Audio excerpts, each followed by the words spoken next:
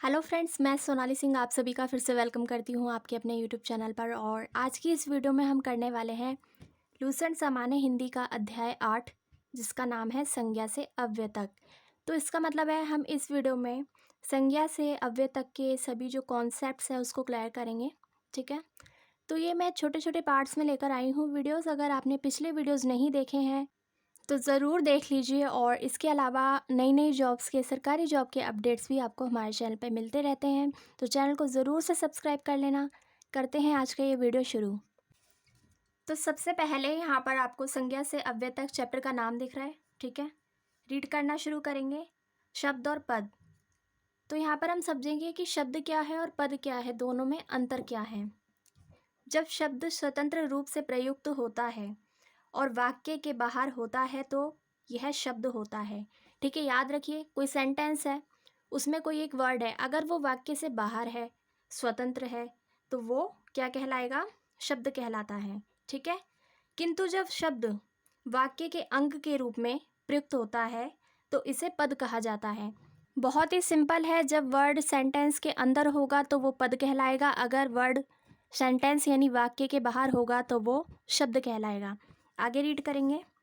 मतलब कि स्वतंत्र रूप से प्रयुक्त होने पर शब्द शब्द कहलाता है, किंतु वाक्य के अंतर्गत प्रयुक्त होने पर शब्द पद कहलाता है। आई होप आपको समझ आ रहा होगा। अगर समझ आ रहा है तो वीडियो को साथ के साथ लाइक कर दीजिए। आगे बढ़ेंगे। पद के भेद। तो पद के 5 भेद होते हैं: संज्ञा, सर्वनाम, विशेषण, क्रिया और अव्यय। अब आपको समझ आ रहा होगा कि इस चैप्टर में हम क्या क्या पढ़ने वाले हैं। और ये बहुत ही ज़्यादा इंपॉर्टेंट है, क्योंकि आपको पता ही है ल्यूसेंट से कितने सारे क्वेश्चंस कॉम्पिटिटिव एग्जाम में पूछे जाते हैं। चाहे आप कोई भी कॉम्पिटिटिव एग्जाम की तैयारी कर रहे हैं, ये वीडियो आप सभी के लिए इंपॉर्टेंट है। तो यहाँ पर आपको एक टेबल दिख रही है, जिसमें पहला कॉलम है पद का, दूसरा है लक्षण, तीसरा है उदाहरण। तो पहला है इसमें संज्ञा। ठीक है, संज्ञा क्या होता है सबको पता है, नाम बताने वाले शब्द। उदाहरण जैसे कि सलोनी, शिल्पी। सर्वनाम क्या होता है? जो कि संज्ञा के स्थान पर प्रयोग में लाया जाता है। ठीक है, उन शब्दों को सर्वनाम कहते हैं, इंग्लिश में प्रोनाउन। तो लक्षण क्या होता है? संज्ञा के बदले आने वाले शब्द होते हैं। क्या होते हैं? सर्वनाम। उदाहरण के लिए मैं, आप। ठीक है, कोई व्यक्ति अपने बारे में ही तो बताएगा मैं, और किसी अन्य व्यक्ति के बारे में कहेगा आप। तो ये संज्ञा के स्थान पर प्रयोग होने वाले शब्द हैं। थर्ड है यहाँ पर विशेषण, यानी कि एडजेक्टिव। इसके लक्षण क्या होते हैं? संज्ञा और सर्वनाम की विशेषता बताते हैं।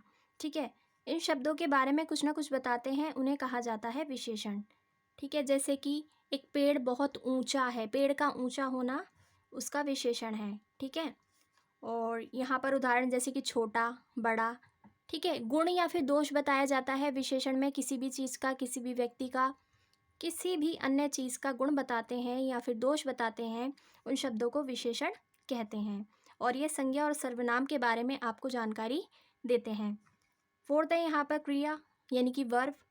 क्रिया का मतलब होता है किसी भी काम को करना। ठीक है, लक्षण क्या होगा? संज्ञा सर्वनाम के संबंध में विधान करने वाले शब्द। विधान काम करने का ढंग। पहचान जैसे कि आया, गया। ठीक है, पहचान यानी कि उदाहरण। आगे बढ़ेंगे। अव्यय। तो सबसे पहले मैं आपको बता दूं अव्यय क्या होता है। अव्यय वो शब्द होते हैं जिनमें लिंग, कारक, चिन्ह या फिर किसी भी तरीके से कोई भी परिवर्तन नहीं किया जा सकता, ऐसे शब्दों को कहते हैं अव्यय। ठीक है, और जिनमें कोई परिवर्तन ना हो, जो अपने आप में पूरे हों, पूर्ण रूप से हों। ठीक है, जिन्हें किसी अन्य परिवर्तन की आवश्यकता ना हो, ऐसे शब्दों को कहा जाता है अव्यय। तो अव्यय कितने प्रकार के होते हैं देख लीजिए। क्रिया विशेषण, क्रिया की विशेषता बताने वाले शब्द क्रिया विशेषण कहलाते हैं। उदाहरण के लिए जैसे कि भीतर, बाहर। ठीक है, भीतर जाना एक क्रिया है, बाहर आना भी एक क्रिया है। ठीक है, तो इसलिए ये हो गए क्रिया विशेषण।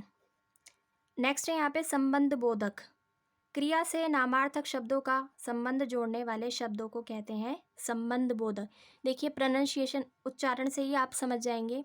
संबंध बोधक यानी कि संबंध बताने वाले शब्द। उदाहरण के लिए जैसे आगे, पीछे। ठीक है, नेक्स्ट है यहाँ पर समुच्चय बोधक। तो दो शब्दों, वाक्यों को जोड़ने वाले जो शब्द होते हैं वो समुच्चय बोधक शब्द कहलाते हैं, जैसे कि और, इसलिए। ठीक है, मान लीजिए मैं आज कॉलेज नहीं गया, और मेरे साथ राजू भी कॉलेज नहीं गया। ठीक है, आपका कोई भी मित्र हो सकता है। तो यहाँ पर हमने क्या किया, दो अलग अलग वाक्यों को एक साथ जोड़ दिया। किसकी मदद से? समुच्चय बोधक अव्यय की मदद से। ठीक है, कैसे होते हैं समुच्चय बोधक अव्यय? और, इसलिए, और इनमें किसी भी तरीके से कोई परिवर्तन नहीं हो सकता, ना ही लिंग के आधार पर और ना ही कारक के आधार पर। ठीक है, ना ही इसका वचन बदल सकते हैं आप, ये ऐसे ही रहते हैं। नेक्स्ट है यहाँ पर अगला अव्यय है विस्मयादि बोधक। ठीक है, केवल मनोविकार, आश्चर्य, हर्ष, शोक आदि बताने वाले शब्दों को क्या कहा जाता है? विस्मयादि बोधक। उदाहरण के लिए वाह। तो यहाँ पर इन्होंने इस टेबल के माध्यम से इस चैप्टर की पूरी रूपरेखा आपको बता दी है कि आप इसमें क्या क्या पढ़ने वाले हैं। लेकिन मैं आपको बता दूं कि आज की हमारी इस वीडियो में हम फोकस करेंगे सिर्फ और सिर्फ संज्ञा पर और इसके भेद पर। ठीक है, सभी भेदों की चर्चा करेंगे और संज्ञा शब्दों का प्रयोग कैसे करें इसके बारे में भी आपको बताएंगे। और बाकी आपने थंबनेल में देख ही लिया होगा कि हम आज की इस वीडियो में क्या क्या कवर करने वाले हैं। तो इसलिए आप सभी से रिक्वेस्ट है, वीडियो को लास्ट तक देखिए, बिना स्किप करे देखिए। ठीक है, आगे रीड करना शुरू करेंगे। निम्नलिखित वाक्य में पद के सभी भेदों के उदाहरण देखे जा सकते हैं। अरे मुख्य अतिथि आ गए और तुम अभी तक आईने के सामने बैठी हो। ठीक है, यहाँ पर एक वाक्य आपको दे रखा है और इसमें आप देख सकते हैं कि इसमें पद के सभी भेद हैं। जैसे कि देखिए, अरि क्या है? इसमें आदि बोधक अव्यय है। मुख्य विशेषण है। ठीक है, अतिथि व्यक्ति है तो वो संज्ञा हो जाएंगे। आ गए किसी का आना क्रिया होती है। और मैंने आपको बताया समुच्चय बोधक अव्यय है। ठीक है, तुम सर्वनाम है क्योंकि व्यक्ति के स्थान पर प्रयोग में लाया जा रहा है। नेक्स्ट है यहाँ पर अभी तक, तो क्रिया विशेषण है। ठीक है, आईना क्या है? संज्ञा, क्योंकि ये वस्तु है। आईना यानी कि शीशा। के सामने संबंध बोधक अव्यय है। नेक्स्ट है यहाँ पर बैठी हो, क्रिया। तो देखा आपने एक साधारण से वाक्य में कितने सारे अव्यय के पद आपको नजर आ गए। ठीक है, अब आपको समझ आ रहा होगा और नहीं आ रहा है तो मैं आगे और इसको डिटेल में पढ़ा रही हूँ, उदाहरण के साथ पढ़ा रही हूँ, आपको बहुत अच्छे से समझ आएगा। ठीक है, और हमारा मकसद है इस चैप्टर की एक एक लाइन को हम कवर करें, तो आप बने रहिए। नेक्स्ट हेडिंग है यहाँ पर परिभाषा है संज्ञा की। संज्ञा का शाब्दिक अर्थ होता है नाम। तो इसको जल्दी से करेंगे हम, क्योंकि आपने पढ़ा ही है हमेशा से। किसी प्राणी यानी व्यक्ति, वस्तु, स्थान, भाव आदि का नाम ही उसकी संज्ञा कही जाती है। दूसरे शब्दों में किसी का नाम ही उसकी संज्ञा है तथा इस नाम से ही उसे पहचाना जाता है। संज्ञा ना हो तो पहचान अधूरी है और भाषा का प्रयोग भी बिना संज्ञा के संभव नहीं है। संज्ञा के प्रकार देखिए, जो संज्ञा के भेद या प्रकार हैं वो अलग अलग आधारों पर यहाँ पर आपको दे रखे हैं। व्युत्पत्ति के आधार पर संज्ञा के 3 प्रकार होते हैं, ऋण, यौगिक और योग ऋण। ठीक है, तो यहाँ पर मैं आपको बता दूँ कि ये मैंने आपको शब्द भेद में पढ़ाया था। अगर आपने प्रीवियस वीडियो हमारा नहीं देखा है तो देख लेना, आपको समझ आ जाएगा ऋण शब्द क्या है, यौगिक शब्द क्या है और योग ऋण शब्द क्या है। तो यहाँ पर ये 3 प्रकार के होते हैं। ठीक है, व्युत्पत्ति के आधार पर। नेक्स्ट है यहाँ पर अर्थ की दृष्टि से ये कितने प्रकार के होते हैं? 5 प्रकार के होते हैं संज्ञा। पहला व्यक्तिवाचक संज्ञा, दूसरा जातिवाचक संज्ञा, द्रव्यवाचक संज्ञा, समूहवाचक संज्ञा और 5वां है यहाँ पर भाववाचक संज्ञा। तो एक एक को यहाँ पर मैं एक्सप्लेन करने वाली हूँ, ध्यान से समझिएगा। पहला है व्यक्तिवाचक संज्ञा, तो जो किसी व्यक्ति या वस्तु का बोध कराते हैं। ठीक है, व्यक्ति, वस्तु, स्थान का बोध कराते हैं, उन्हें कहा जाता है व्यक्तिवाचक संज्ञा। जैसे राम, गंगा, पटना आदि। नेक्स्ट है यहाँ पर जातिवाचक संज्ञा। तो जैसा कि आपको नाम से ही पता लग रहा है, जातिवाचक संज्ञा ये किसी संपूर्ण जाति की ओर संकेत करते हैं, उन शब्दों को कहते हैं जातिवाचक संज्ञा। समझिए, जो संज्ञा एक ही प्रकार की वस्तुओं का पूरी जाति का बोध कराती है वह जातिवाचक संज्ञा कही जाती हैं। जैसे नदी। ठीक है, नदी बहुत सारी हैं और नदी वर्ड में काफ़ी सारी नदी आ गई। पर्वत भी संपूर्ण जाति की ओर संकेत करता है और लड़की भी। ठीक है, यहाँ पर किसी विशेष नदी, विशेष पर्वत या फिर विशेष लड़की की तरफ इशारा नहीं किया गया है, बल्कि पूरी जाति की ओर संकेत करते हैं ऐसे शब्द। ठीक है, आगे इसमें लिखा है नदी जातिवाचक संज्ञा है क्योंकि यह सभी नदियों का बोध कराती है, जैसा कि मैंने अभी आपको बताया। किंतु गंगा एक विशेष नदी का नाम है। अगर यहाँ पर गंगा लिखा होता तो वो विशेष नदी हो जाती, इसलिए गंगा व्यक्तिवाचक संज्ञा कहलाती। ठीक है, नेक्स्ट है यहाँ पर द्रव्यवाचक संज्ञा।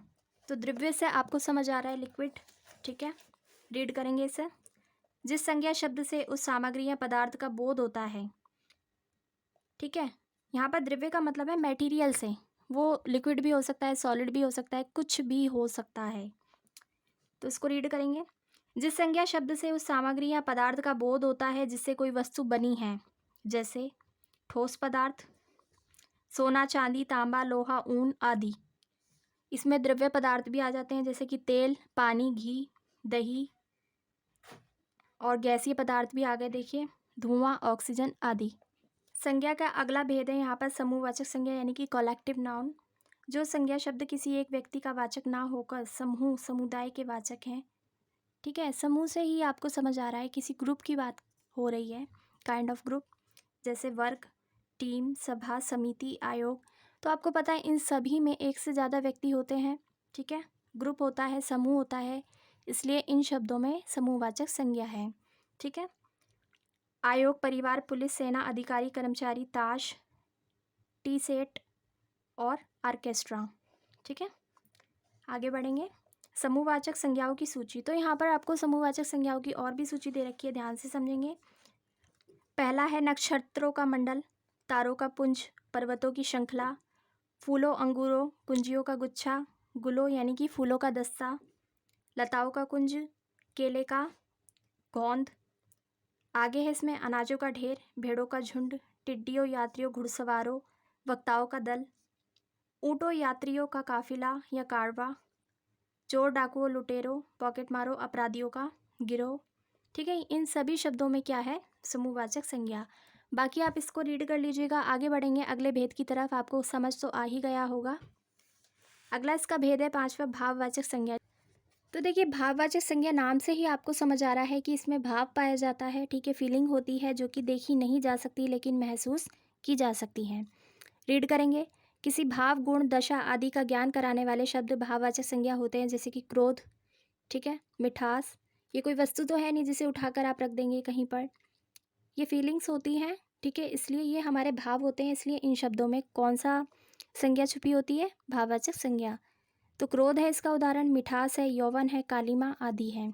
ठीक है, आगे रीड करेंगे। इसी के नीचे लिखा है कुछ भाववाचक संज्ञाएं स्वतंत्र होती हैं तो कुछ अन्य शब्दों की सहायता से बनती हैं। स्वतंत्र भाववाचक संज्ञाएं हैं जैसे कि सुख, दुख, ईर्ष्या, द्वेष, लोभ, प्रीति, श्रद्धा आदि। परतंत्र यानी कि जो दूसरों पर निर्भर होती हैं। परतंत्र भाववाचक संज्ञाएं क्या है, ऐसी भाववाचक संज्ञाओं का निर्माण जातिवाचक संज्ञा, सर्वनाम, विशेषण, क्रिया तथा अव्यय में आव, तव, पन, अन, इमा, ई, ता, हट आदि प्रत्यय जोड़कर बनाई जाती हैं या फिर इसमें प्रयोग किया जाता है। देखिए समझेंगे, नीचे एक टेबल आपको दिख रही है, जातिवाचक से भाववाचक संज्ञा बनाना। ठीक है, पुरुष, नारी, गुरु, मनुष्य, ये सभी जातिवाचक संज्ञाएं हैं। और जब इसका भाववाचक संज्ञा बनाना हो तो इसमें तव प्रत्यय, तव प्रत्यय, ठीक है, ता प्रत्यय जोड़कर आपने भाववाचक संज्ञा बना ली। ठीक है, आप देखेंगे ये सर्वनाम शब्द हैं, जैसे अपना, मम, निज, आप। तो सर्वनाम से भी भाववाचक संज्ञा बनती हैं। कैसे बनेंगी, तव प्रत्यय लगकर, तब प्रत्यय लगकर, तब प्रत्यय लगकर और आ प्रत्यय लगकर। ठीक है, तो आपने देखा कि ये थी स्वतंत्र भाववाचक संज्ञाएं। ठीक है, जिसमें कि किसी भी जोड़ तोड़ की आवश्यकता नहीं पड़ी थी। लेकिन जो परतंत्र होती हैं, जो दूसरों पर निर्भर होती है, जैसे कि ये वाले भाववाचक संज्ञा जातिवाचक पर भी निर्भर थी और सर्वनाम पर भी निर्भर थी। ठीक है, दोनों मिलकर ही, दोनों जुड़कर ही, इसमें प्रत्यय लगकर ही परतंत्र भाववाचक संज्ञाएं बनती हैं। जबकि जो स्वतंत्र भाववाचक संज्ञाएं होती हैं वो अपने आप में पूरी होती हैं, कंप्लीट होती हैं। अब आते हैं इसके नेक्स्ट पेज पर, पेज नंबर 67 पर। ठीक है, रीड करना शुरू करेंगे। तो यहाँ पर आपको एक टेबल दिख रही है, वापस से विशेषण शब्द यहाँ पर आपको दिख रहे हैं इस बार। तो सुंदर, वीर, धीर, बड़ा, ये सब विशेषण शब्द हैं और इनसे भाववाचक संज्ञा बनाई गई। तो ये बन गया सुंदरता, सौंदर्य। ठीक है, वीर से क्या भाववाचक संज्ञा बनेगी, वीरता या फिर वीरत्व। धीर से बना धीरता, धैर्य, और बड़ा से बना बड़प्पन। ठीक है, तो यहाँ पर बेसिकली क्या होता है, प्रत्यय जोड़कर आखिर में प्रत्यय जोड़कर हर शब्द से क्या बना दिया जाता है, भाववाचक संज्ञा। ठीक है, अब इस तरफ देख लीजिए, यहाँ पर विशेषण से भाववाचक संज्ञा सेम चीज़ है। ललित से बना ललित्य, लाल से बना लालिमा, भोला से बना भोलापन, अधिक से बना अधिकता या फिर आधिक्य। ठीक है, मैं रिपीट कर देती हूँ। विशेषण किसे कहते हैं, जो शब्द किसी की विशेषता बताते हैं या फिर गुण दोष बताते हैं, उन शब्दों को कहते हैं विशेषण। ठीक है, और भाववाचक संज्ञा क्या होती है, ये हमारी फीलिंग होती है जिसे आप देख नहीं सकते, केवल महसूस कर सकते हैं। अब हम देखेंगे कि आप इन शब्दों का प्रयोग कैसे करें। तो पहला पॉइंट है यहाँ पर व्यक्तिवाचक संज्ञा का प्रयोग जातिवाचक संज्ञा के रूप में। तो पहले समझते हुए चलिए कि व्यक्तिवाचक संज्ञा क्या था। जो किसी व्यक्ति, वस्तु या फिर स्थान का बोध कराते हैं, ऐसे शब्दों को व्यक्तिवाचक संज्ञा कहते हैं। ठीक है, इसको आपको किस में बदलना है, जातिवाचक, यानी कि जाति यानी संपूर्ण जाति के बारे में जब हम बात करते हैं, उन शब्दों को हम कहते हैं जातिवाचक संज्ञा। तो चलिए उदाहरण की तरफ चलते हैं डायरेक्टली। जैसे आज के युग में हरिश्चंद्रों की कमी नहीं है। ठीक है, हरिश्चंद्र कौन थे, एक राजा थे, लेकिन यहाँ पर संपूर्ण जाति के रूप में उनको लिया गया है, तभी यहाँ पर कहा गया है हरिश्चंद्रों। ठीक है, देखिए ब्रैकेट में भी लिखा है, यहाँ हरिश्चंद्र किसी व्यक्ति का नाम ना होकर सत्यनिष्ठ व्यक्तियों की जाति का बोधक है।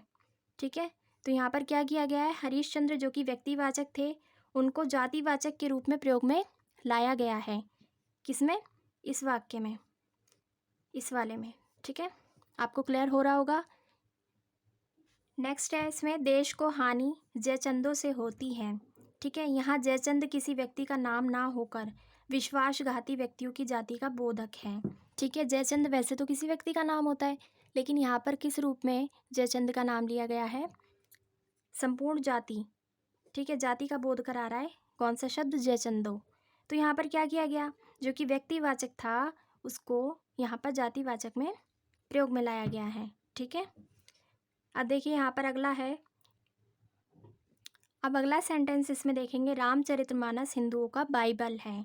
ठीक है, तो यहाँ पर बाइबल संपूर्ण ग्रंथ से संबंधित एक शब्द है। ठीक है, बाइबल को एक ग्रंथ के रूप में लिया गया है, जैसे कि इस ब्रैकेट में भी लिखा है।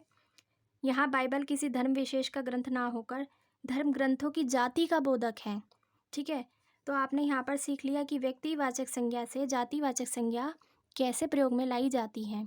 ठीक है, तो पेपर में किस तरीके से क्वेश्चन बनेगा, आपसे क्वेश्चन पूछ लिया जाएगा और आपको बताना पड़ेगा कि इसमें कौन कौन सी जाति का कौन कौन सा संज्ञा का भेद है। ठीक है, या फिर आपसे पूछा जाएगा कि आप इस वाले सेंटेंस को जातिवाचक संज्ञा में बदलो या फिर भाववाचक संज्ञा में बदलो, तो आप इसका ध्यान रखिएगा। आगे बढ़ेंगे, सेकंड पॉइंट है यहाँ पर, जातिवाचक संज्ञा का प्रयोग व्यक्तिवाचक संज्ञा के रूप में। कभी कभी जातिवाचक संज्ञा का प्रयोग व्यक्तिवाचक संज्ञा के रूप में होता है, जैसे गोस्वामी जी रामचरितमानस की रचना की। ठीक है, गोस्वामी जी ने रामचरितमानस की रचना की। यहाँ गोस्वामी किसी जाति का नाम ना होकर व्यक्ति का बोधक है। ठीक है, अब देखिए गोस्वामी तो बहुत सारे लोग होते हैं, लेकिन यहाँ पर किसी विशेष व्यक्ति की ही बात की जा रही है जिन्होंने रामचरितमानस लिखा था। ठीक है, तो यहाँ पर जातिवाचक संज्ञा का प्रयोग व्यक्तिवाचक संज्ञा के रूप में हो रहा है। ठीक है, अगला उदाहरण देखते हैं, शुक्ल जी ने हिंदी साहित्य का इतिहास लिखा। ठीक है, शुक्ल भी बहुत सारे लोग होते हैं, लेकिन हम बात इसमें उनकी कर रहे हैं जिन्होंने हिंदी साहित्य का इतिहास लिखा था। तो यहाँ पर क्या हो रहा है, जातिवाचक संज्ञा का प्रयोग व्यक्तिवाचक संज्ञा के रूप में हो रहा है। ठीक है, नेक्स्ट है यहाँ पर, पंडित जी भारत के प्रथम प्रधानमंत्री थे। तो पंडित जी से मतलब है किसी विशेष व्यक्ति से, यानी कि पंडित जवाहरलाल नेहरू से यहाँ पर मतलब है। तो यहाँ पर क्या किया जा रहा है, जातिवाचक संज्ञा का प्रयोग किसी विशेष व्यक्तिवाचक संज्ञा के रूप में किया जा रहा है। ठीक है, थर्ड पॉइंट है यहाँ पर, द्रव्यवाचक समूहवाचक एवं भाववाचक संज्ञाओं का प्रयोग जातिवाचक संज्ञा के रूप में। ठीक है, यह बात ध्यान में रखनी चाहिए कि द्रव्यवाचक समूहवाचक एवं भाववाचक संज्ञाओं का प्रयोग बहुवचन में नहीं होता।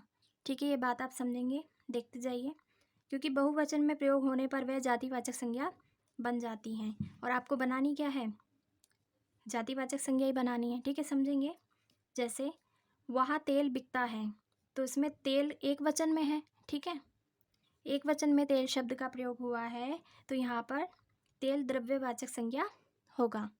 ठीक है, वहाँ कई प्रकार के तेल बिकते हैं। अब यहाँ पर बहुत सारे तेलों की बात हो रही है, तो इसका मतलब तेल बहुवचन में है, इसलिए यहाँ पर जातिवाचक संज्ञा है। ये इसकी पहचान है। जहाँ पर तेल शब्द का प्रयोग एक वचन में हो वहाँ पर द्रव्यवाचक संज्ञा होगा। ठीक है, जहाँ पर कई तेलों के बारे में बात हो रही होगी वहाँ पर जातिवाचक संज्ञा होगा। ठीक है, नेक्स्ट है यहाँ पर सेना युद्ध के लिए तैयार है। ठीक है, तो सेना एक वचन में प्रयोग में लाई जा रही है, इसलिए यहाँ पर आप समूहवाचक मान के चलेंगे। सेनाओं में मुठभेड़ हुई, तो यहाँ पर कई सारी सेनाओं की बात हो रही है।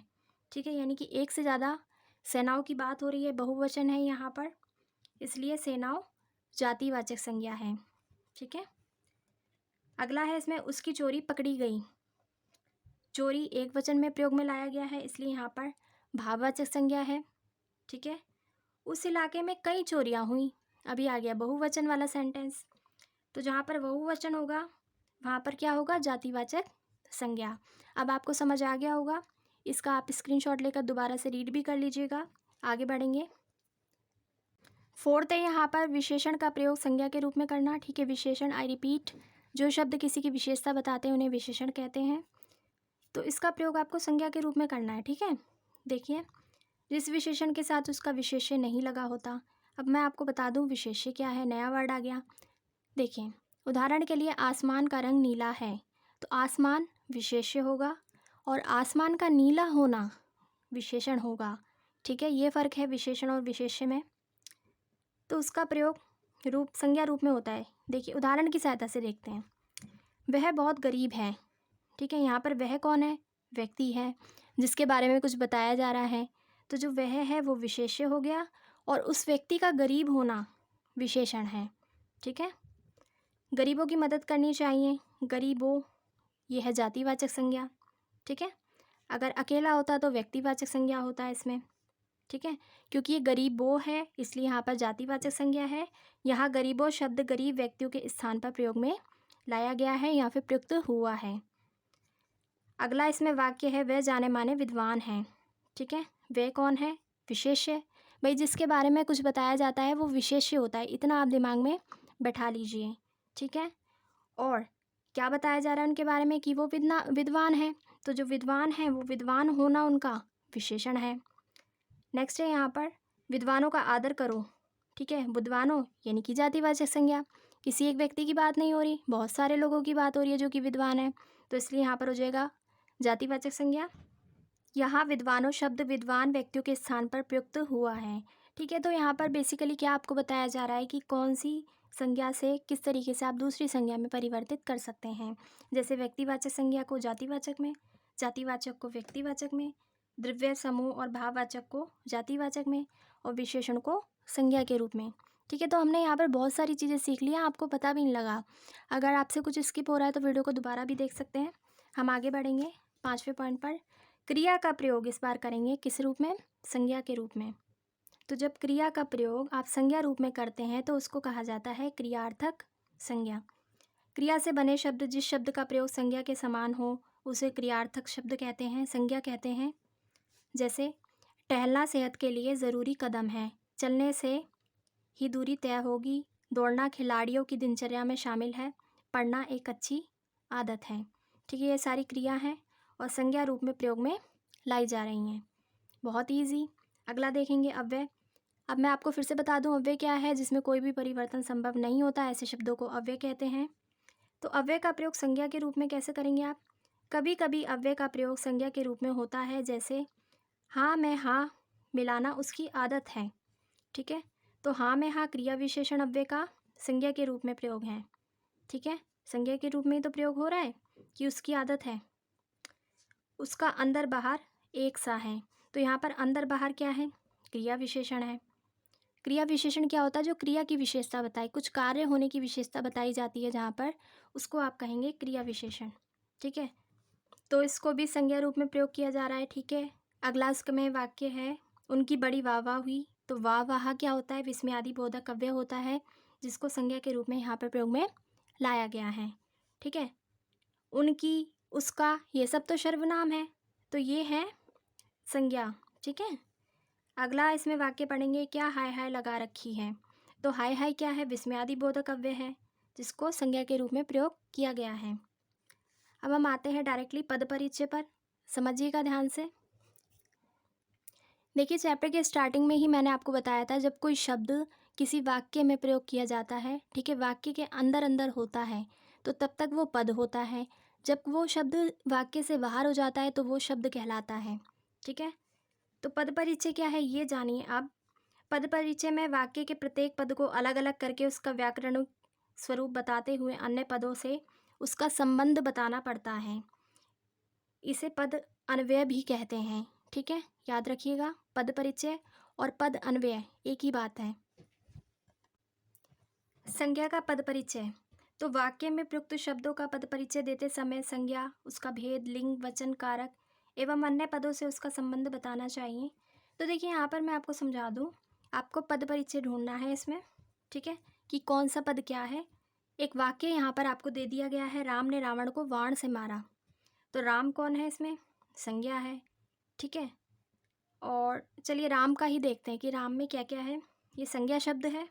ठीक है, और व्यक्तिवाचक संज्ञा है, पुल्लिंग है, एक वचन है क्योंकि अकेले हैं, कर्ता कारक है।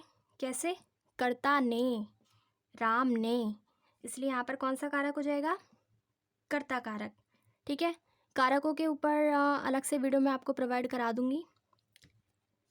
इसके अलावा यहाँ पर मारना क्या है? क्रिया। ठीक है, नेक्स्ट है, इसमें अगला शब्द है रावण।